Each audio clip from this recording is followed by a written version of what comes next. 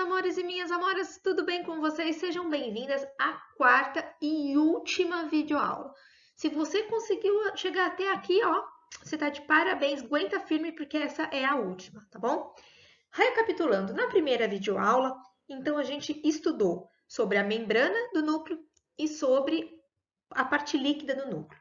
Na segunda e na terceira videoaula, nós só nos detivemos ao DNA, né? Que o DNA a gente viu que pode estar na forma de cromatina e de cromossomo. E nós vamos agora para a quarta constituição do núcleo, que é o nucleolo. Então, nós vamos falar sobre o nucleolo e depois eu vou finalizar essa videoaula dando as noções gerais de divisão celular. Importantíssimo, é um spoiler para as próximas aulas de mitose e meiose. Bora lá! Então, vamos lá. O nucleolo, né? Geralmente ele aparece como uma bola escura dentro do núcleo. Então, é muito comum a gente ter a célula, ter o núcleo e dentro desse núcleo ter uma manchinha aqui, que é o nucleolo. Nossa, Ana, mas o que é esse nucleolo? Vamos lá. Olha aí em cima esse preto e branco, né? Aqui é a área do nucleolo, ok? A membrana aqui do núcleo, o DNA aqui. E ó, mais essa figurinha de baixo, né? Olha o nucleolo, o envelope nuclear, a membrana, né? Os cromossomos, olha lá, uma parte do DNA na forma de cromatina, outra de cromossomo. E, na verdade, o que é o nucleolo? O nucleolo também é DNA, sim. Só que esse DNA do nucleolo, que geralmente aparece muito condensado, né? Ou seja, muito espiralado, ele tem genes específicos, ou seja, partes do DNA que vão dar o tal do RNA ribossômico. E esse RNA ribossômico, ele vai ser o constituinte de uma estrutura super importante da célula, que é o ribossomo. Então, o nucleolo são trechos de DNA que vão ter a receita para fazer ribossomo, ok? Então, qual é a função do nucleolo? Formar ribossomo. Esses trechos de DNA são chamados de regiões organizadoras do nucleolo, ok? Detalhe, quando a célula vai se dividir, o nucleolo se desfaz. Então, a gente só consegue visualizar o nucleolo quando a célula está em intérfase ou interfase, que é quando ela não está se dividindo, quando ela está, entre aspas, parada, tá? Então, os nucleolos só estão presentes na interfase ou intérfase. Quando a célula entra em divisão, o nucleolo se desfaz. Quando ela para de se dividir, ele aparece. Quando ela divide, ele desaparece, e assim por diante, tá? E dependendo da célula, né, do núcleo, pode haver mais de um nucleolo por núcleo, dependendo da atividade da célula, ok? Se é uma célula que exige muitos ribossomos, geralmente vai ter mais de um nucleolo. Finalizamos o núcleo, ok? Agora chegou o momento de nós aprendermos noções gerais importantíssimas para a divisão da célula, né? A célula ela pode se dividir de duas formas. Essas formas são chamadas de mitose e meiose. Mas para a gente entender o processo de mitose e meiose, faz-se necessário a gente entender vários conceitos, tá? O primeiro deles a gente já viu, só não dei nome, né? Eu falei para vocês que a maioria das nossas células, né, os cromossomos estão aos pares. A gente chamou isso de pares de cromossomos homólogos. Acabamos de falar isso na videoaula 3, que é o caso aqui desse cariótipo aqui em cima. Então, ó, par 1, 2, 3, 4 e assim por diante, par 23. Se é o par 23, eu tenho 46 cromossomos. Quando a célula apresenta cromossomos aos pares, eu falo que ela é 2N, ou seja, ela é diploide. De 2. Por quê? Porque eu vou ter par. Par tem 2 cromossomos, não tem? Então, a maioria das nossas células do corpo, essas células do corpo, né, são chamadas de somáticas, soma é corpo. A maioria das nossas células do nosso corpo são diploides. diploides. O que é ser diploide? A representação é 2N. Significa que os cromossomos estão aos pares. Mas existe célula nossa que os cromossomos aparecem sozinhos. Olha essa aqui do meu lado, ok? Ó, cadê o parzinho dele? Não tem, do 1. Cadê o parzinho do 2? Não tem. Então, vejo que eu tenho só um representante de cada par. Então, não há par aqui. Não há par. Quando não há par, né, eu chamo isso de uma célula haploide. Haploide N. E esse N vai ser igual a 23. 23 cromossomos, tá? E 0 par, porque não existe par. Não existe o par do 22, o par do 21, não existe o par do X, porque o X ou ele vai estar com outro X, XX, ou ele vai estar com Y, né? Então, aqui só tem o X. Então, vejam, eu tenho dois tipos de célula. Ou as células, os cromossomos vão estar aos pares, que é a célula diploide, ou os cromossomos vão estar sozinhos, os conjuntos cromossômicos, né, que a gente fala, que é uma célula haploide. Ana, em que lugar do nosso corpo tem célula haploide, que os cromossomos estão sozinhos? Nos nossos gametas, tá? No óvulo e no espermatozoide. Por quê? Muito bem.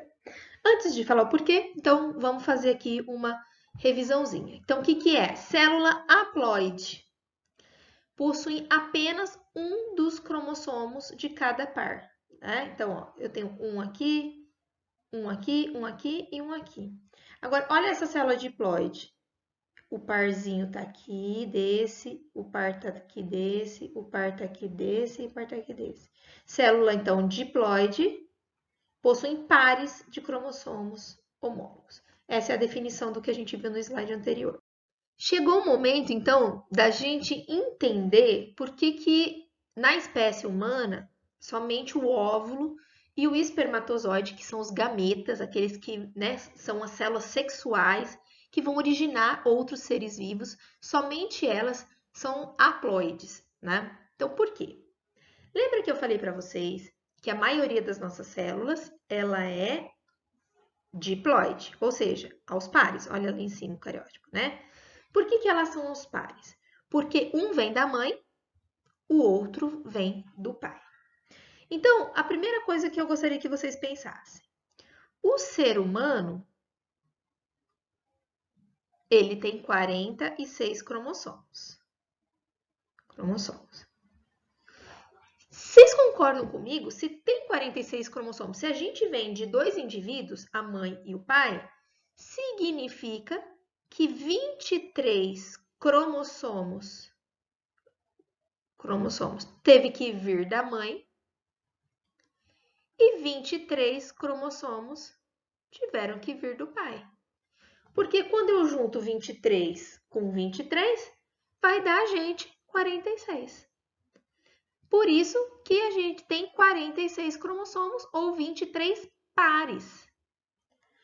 Logo, se a mãe contribui com 23 e o pai com 23, o óvulo tem que ter 23 só, não tem que ter 46. E o espermatozoide tem que ter 23. Por quê? Se fosse 46 com 46, ia dar uma criatura de 92 cromossomos. E a nossa espécie tem 46. Então, olha que interessante. Se a gente for pensar no óvulo da mulher, o óvulo da mulher vai ter 23 cromossomos. Desses 23 cromossomos, 22 vão ser autossomos, ou seja, não são sexuais, e um vai ser sexual. Só que a mulher, ela é XX, não é? Ela vai carregar os dois X? Não, porque um sexual vem do homem e o outro sexual vem da mulher. Então, a mulher só pode carregar o X. Então, vejam, vou fazer um óvulo aqui. Ela vai ter 22 autossomos mais X. E o espermatozoide? O espermatozoide,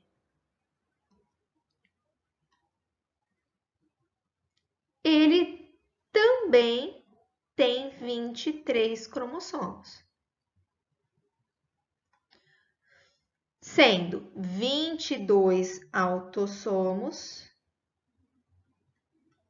e um sexual. Só que o homem não é XY.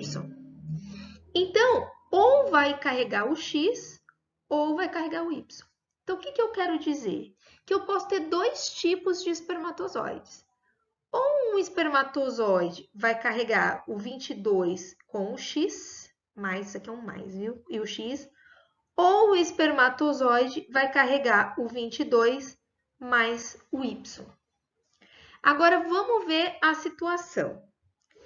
Imagina que a mulher ovulou, a mulher só tem esse óvulo, 22 mais X. Primeira situação, se esse daqui, vou fazer de preto aqui, ó, fecundar. Se houver fecundação desses dois, eu tenho 22 mais 22, vão dar 44 autossomos. E o X mais o X vai dar XX. Então, eu vou ter um total de 46 cromossomos. E essa criatura vai ser uma menina, porque é XX. Agora, a segunda situação. Vou fazer de verde. Se esse espermatozoide verde fecundar... Vou fazer de lilás aqui. Ops, lilás. Com esse óvulo. Se fecundar com esse óvulo, 22 mais 22, 44 autossomos. Só que eu tenho o X mais o Y. Então, nós vamos ter XY. Ou seja, 46 cromossomos. Só que aqui vai ser um menino. O que eu quero dizer com isso? Que quem determina o sexo na espécie humana é o homem. Porque o homem é o único que o espermatozoide ou vai carregar o X ou vai carregar o Y. Então, prestem muita atenção. Nos gametas, tá? No óvulo e no espermatozoide, nós temos células haploides. O que são células haploides? São aquelas que os cromossomos não estão aos pares. Por que não estão aos pares? Porque elas vão se unir para originar o ser humano. Então, o óvulo vai se fundir com o espermatozoide, né? Se esse espermatozoide carregar o X, né, vai ser uma menina. Se carregar o Y, vai ser um menino, ok?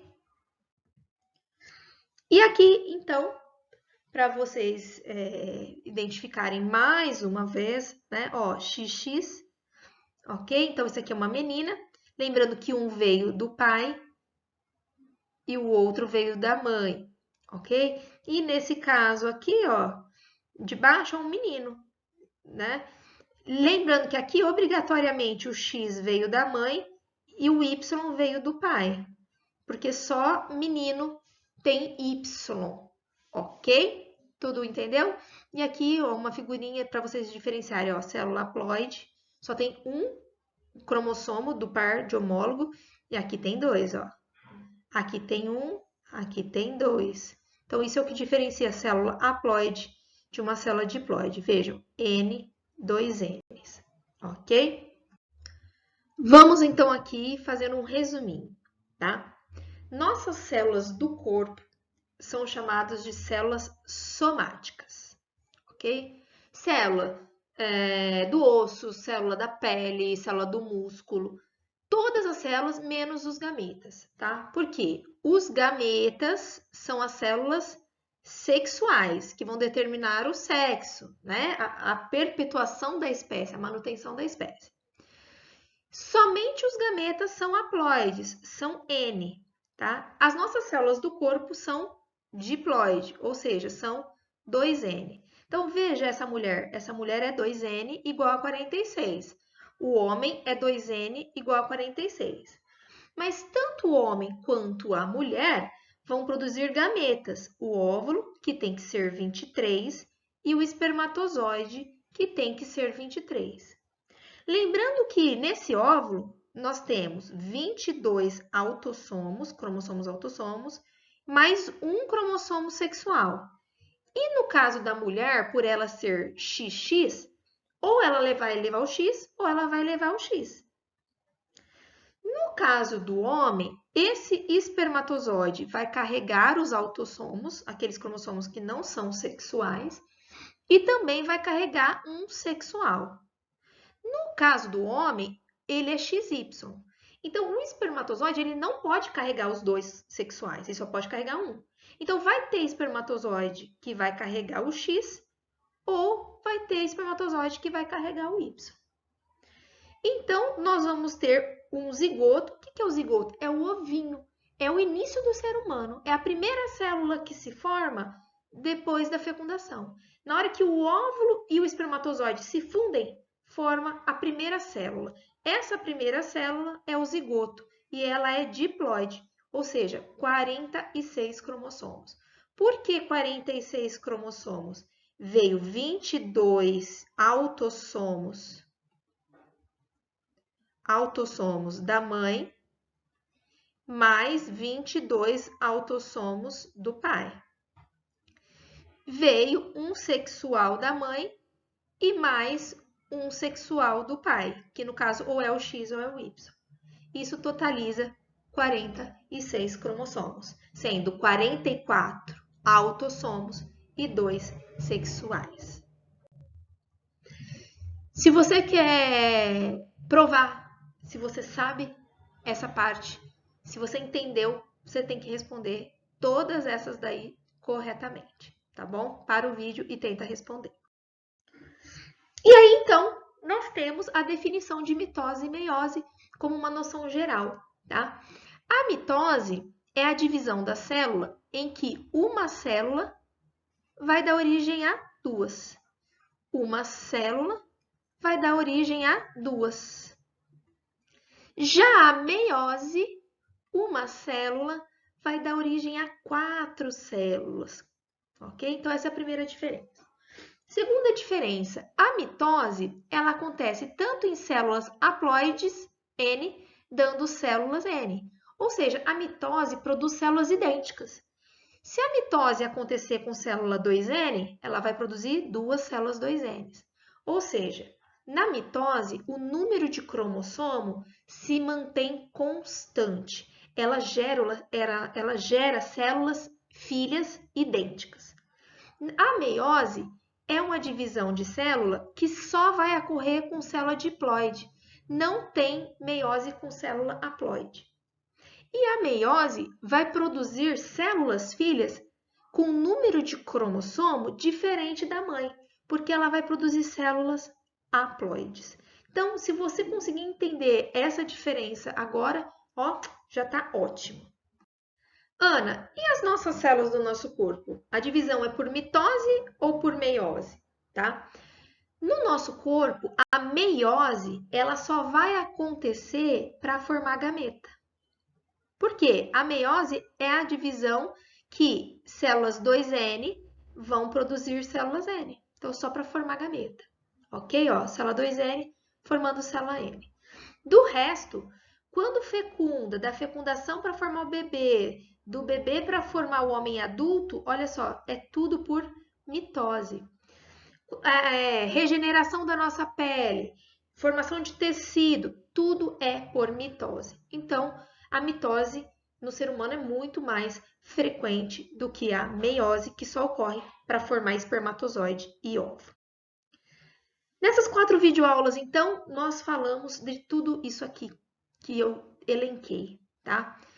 Se você leu e entendeu tudo isso aqui, você entendeu o conteúdo da aula e você está preparado para ir para a mitose e meiose.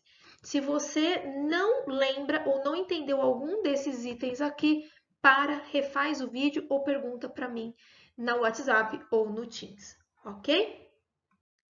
Eu deixo então aqui vários exercícios para vocês treinarem. Lá naquele outro eu deixei do ser humano e aqui eu deixo do macaco prego. É a mesma situação. Esse aqui é um exercício de uma prova minha, então é muito importante vocês saberem. E aqui 2 exercícios de vestibular, ok? Espero que vocês tenham gostado. Um beijo e até a próxima videoaula.